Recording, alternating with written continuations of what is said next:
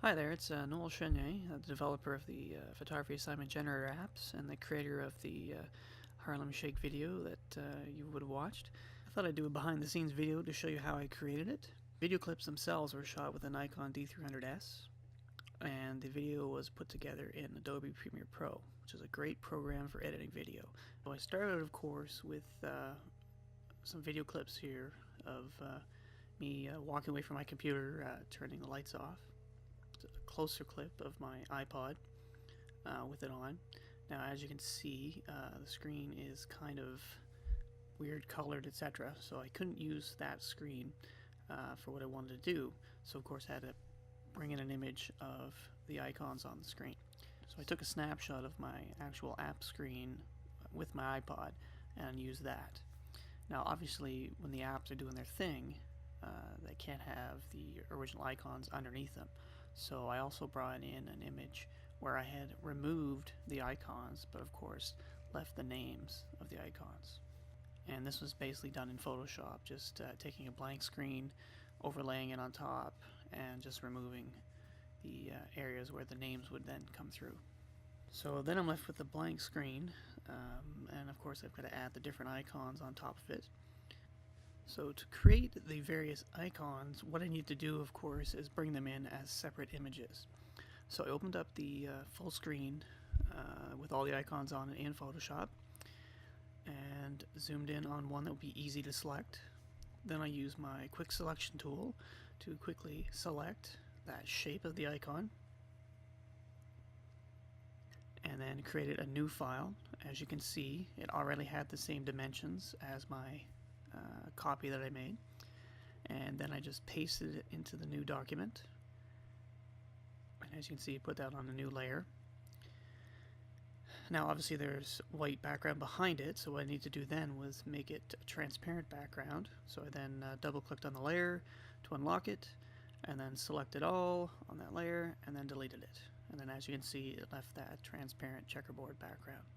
Then all I need to do was save it as a PNG file, which will allow transparency. So you can see that I picked PNG 24 for the best color, and also had transparency checked, and then it saved it as a PNG file. Then I went back to my icons, and using the marquee tool, just moved that selection area over to the next icon, copied it,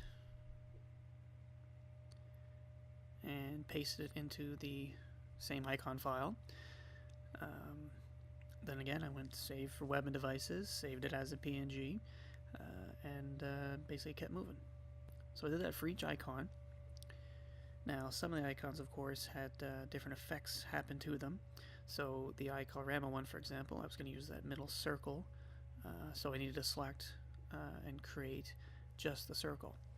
So I would have duplicated the copy of that layer.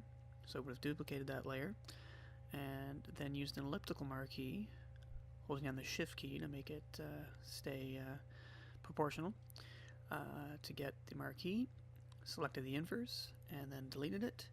And then as you can see, that leaves me with just the nice big circle in the middle. So then again, just save that one as a PNG, and now I've got my color wheel. So with the different ones, I had to do different things. So the flicker one, I would have had to create a blank one. So I would have just taken it and removed the color from it, selecting the different little color balls, etc. So with the different apps, I try to get the effects to relate with what the app does. So for example, the Instagram icon, I actually took the image and ran it through the Instagram app and did the different filters on it. So there's like pretty much all the filters there. So the app icon would rotate through. PhotoViva does a lot of neat effects with saturation, etc. So I kind of took the colors and did that. The Snapseed app, of course, Snapseed was bought by Google, so I thought it'd be kind of neat to do the letters of Google kind of repeating over and over again. And again, with the Flickr app, I had the two different colored balls. The Photos 365 app, I thought it'd be kind of neat to create sort of a calendar kind of effect. So I took the icon, did some photoshopping to make it look like it was ripping a page off the calendar. Now you'll see it looks black underneath, but that's just the transparency. So that will actually show up underneath and bring out the original icon below. So once I had all the icons done, it was really just a matter of bringing them all onto the timeline and placing them where they should be. So it took a bit to line them up and make sure that they kind of flowed nicely where they were supposed to be. Now, depending on the effect that I wanted to do, some of the icons were a bit more time consuming. So for example, my app, the photography assignment generator, was going to basically be leading the show. So what I did was I took about 100 images or so and made them the icon size, and then brought them all onto the timeline, as you can see. So it kind of made it one big long clip. And so what I wanted to do though was I wanted to kind of get it so that it rotated the images in, started off slowly, but then make it go a lot faster near the end. So I brought them all in, as you can see, made it a nested clip, and then it let me kind of put them on there as one big clip. And then I cut them into different sections. And then I used the rate slip tool to kind of stretch it to make it go slower, or to pull it back to make it go faster. So as you can see at the start, it starts off slowly, rotating the images, and then gets faster and faster as the beat drops. So with the flicker icon, what I wanted to do was to have some movement and some scaling. So in order to do that, I had to use keyframes. Basically, keyframes allow you to set points along the timeline of that clip, and then you can have certain effects happen at those points. So for example, with the motion, using the motion in Premiere Pro, you can basically drag the object where you want to go, and where you end, there's the keyframe. And then you click and drag it again to the next keyframe and make the movement, pull it back, make the movement again. So with the blue icon, I want to make it kind of expand and contract. So as it moves along the timeline, as you can see when I hit the keyframe, I scale it up to make it bigger, move to the next keyframe, scale it down to make it smaller. Now most of the icons, like this Camera 64 one, involved taking one icon state and then blending it into another one. So this is easily done with just cross dissolves. So I basically took the non-effect app icon and then put the effect on it and kind of repeated that pattern, but in between each one I put the cross dissolve, so then it would kind of fade in and fade out. Now with the Colorama one, of course, what I want to do is I want to basically line both them up. So I have the original icon, and then I need to line up, of course, the circle that was going to spin. Then I'm going to use the rotation effect to actually add the spinning circle. So basically, in this case here, I just want to have it keep spinning. So what I do is I go to the end of the clip, turn the rotation on, and I could actually rotate that little circle, as you can see, or I could just type in how many rotations I wanted to do. So I put in 9 times 360, whatever it was.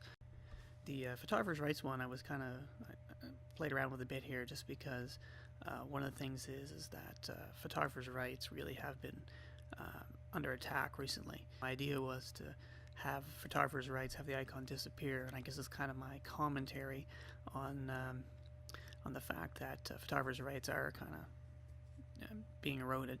Basically this was accomplished using a cross dissolve, but basically having nothing underneath it, so it basically fades off into the blank in behind. So with the Camera Plus and Camera Awesome, I kind of thought it'd be neat to kind of have the two icons kind of interchanging their position, just because a lot of people use both of them. So again, it's using the keyframes to set the points along the clip where you want the action to start or stop, using the motion controls to drag the icon where you want to go, and then when it hits that point it'll end and then go back to the original. So basically took both icons and had the Camera Plus moving to the right and then the Camera Awesome moving to the left. So I had a few people ask me about how I made it so that my iPod would turn on and off. And basically what this is just a little trick with editing. So basically I had my clip and I just basically went up to just before my hands were about to kind of come into the frame. So as you see, drag that clip down. My hands come into the frame, as you can see, and I'm very carefully turning it on without moving it at all. That's the key, of course. Nothing in the frame is moved. Then, of course, I just make my another edit there, and just select that little part of the clip, drag it down, and as you can see, when the clip plays, it magically turns on. And again, just a little trick in editing. For then to have it turn off, of course, I just, again, reach out, turn it off without moving it, take that clip without my hands in it, and then magically it turns off. So there. So once basically organizing all the clips and have it on, then it's just a matter of rendering it, which of course took a bit of time because it's a bit longer clip and lots of tracks. There was actually 24 video tracks with all the individual icons and all their different the different layering that I had to do to get all the effects. And yeah, so then once it's rendered, and you've got the apps doing the Harlem Shake. So that's kind of the behind the scenes on how I did the video, and I hope it brought a smile to your face, and have a great day, and thanks for watching.